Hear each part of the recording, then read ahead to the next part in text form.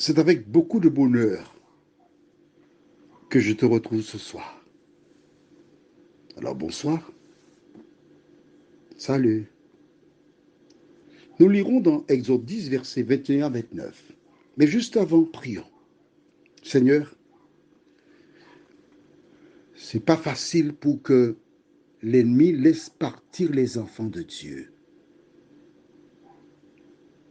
L'ennemi, c'est le diable.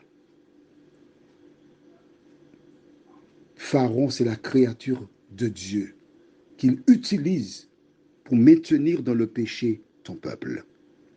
Tandis que nous lirons ces versets, que le Saint-Esprit continue de nous éclairer, de nous diriger dans toute la vérité. Au nom de Jésus et pour ta gloire éternelle. Amen. Lisons dans Exode chapitre 10, versets 21 à 29. L'Éternel dit à Moïse, étends ta main vers le ciel, et qu'il y ait des ténèbres sur le pays d'Égypte, et que l'on puisse les toucher.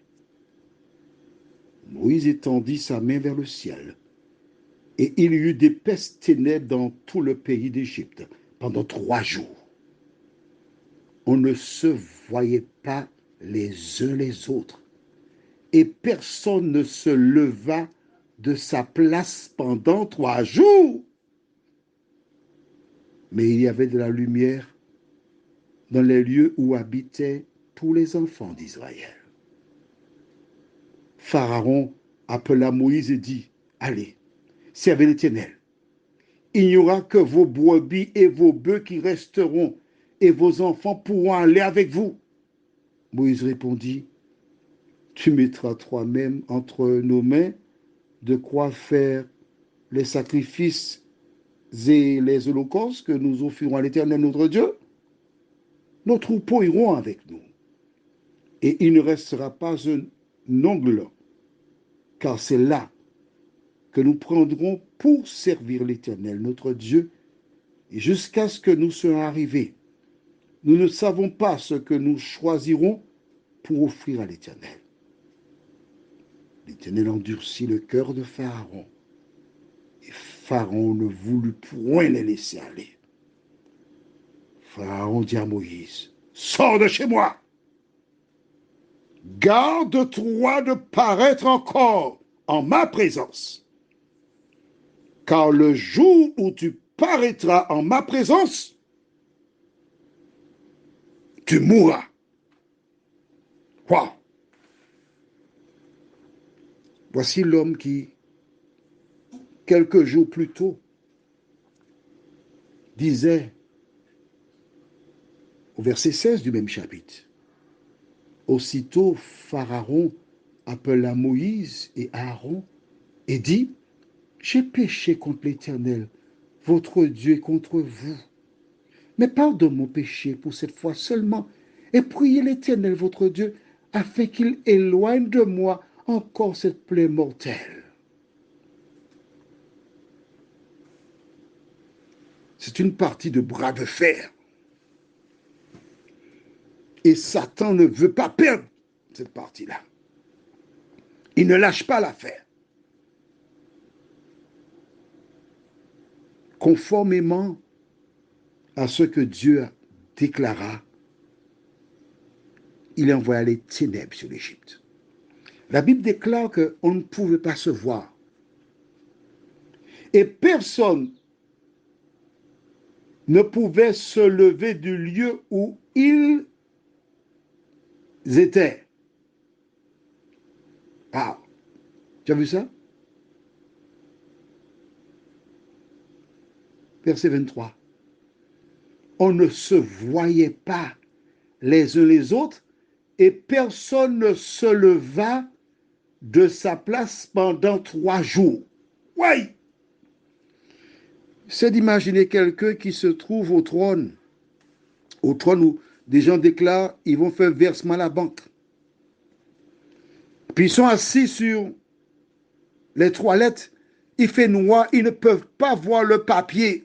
Ils sont immobilisés là 3 jours. De plus en plus, les Égyptiens réalisent qu'il y a quelque chose de bizarre. Ça sort d'où? Moïse qui a été voir Pharaon, il avait annoncé que cela arriverait. Les gens commencent à réfléchir.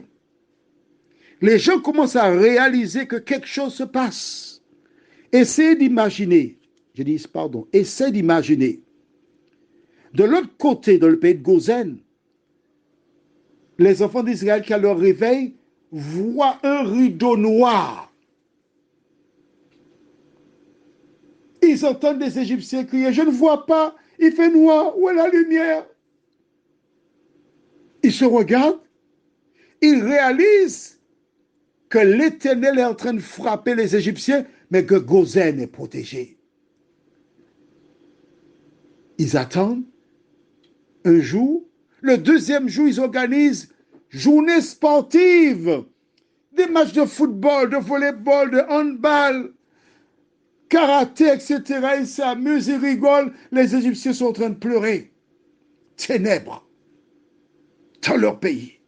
Lumière où se trouvent les enfants de l'Éternel des armées.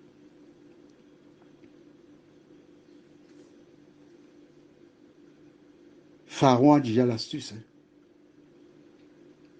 Il faut appeler Moïse.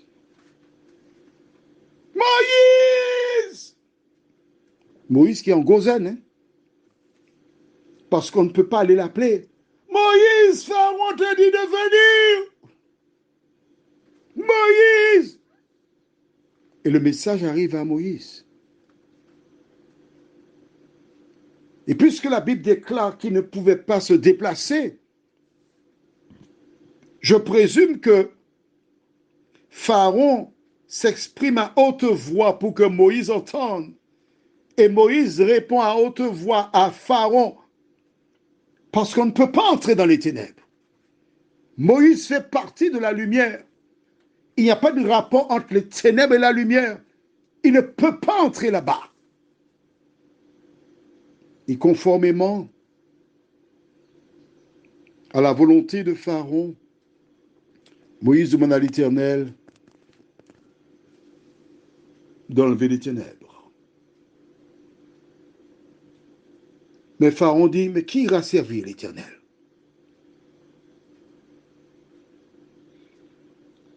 Nous gardons les brebis et les bœufs.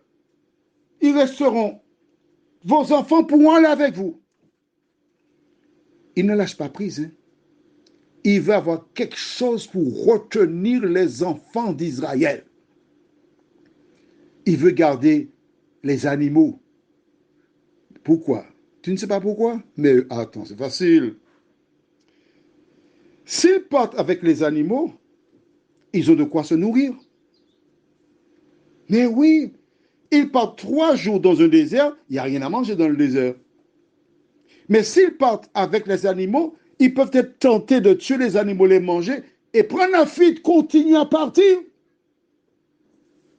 Et comme ils n'auront pas d'animaux, ils seront obligés de revenir. Ah, mais oui, c'est ça, le fromage. On garde le fromage. On garde la carotte. Pharaon ne veut pas perdre le peuple d'Israël. Le diable ne veut pas que le peuple parte parce que si le peuple s'en va, il n'aura plus de contrôle sur lui. Si le peuple part et se trouve sous la direction de Dieu, alors là, ils laisseront tomber tous les pièges, toutes les tentations, tous les péchés, et ainsi le Messie pourra naître de bonnes conditions. Il ne faut pas qu'ils aillent là-bas. Quand finalement Pharaon s'exprime, il dit à Moïse, attention, garde-toi, fais attention, sors de chez moi et ne reviens plus ici. Car le jour où tu paraîtras à ma présence, tu mourras. Prions.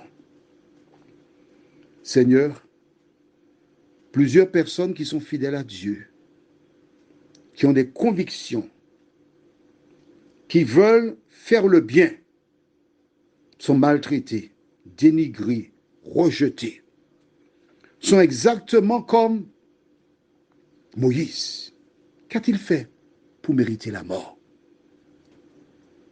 Il était fidèle à l'Éternel des armées. Il transmettait fidèlement ce que Dieu a déclaré. Voilà pourquoi Satan a fait de lui l'homme à abattre. Satan, utilisant Pharaon, déclara, si jamais tu parais chez moi, tu es un homme mort.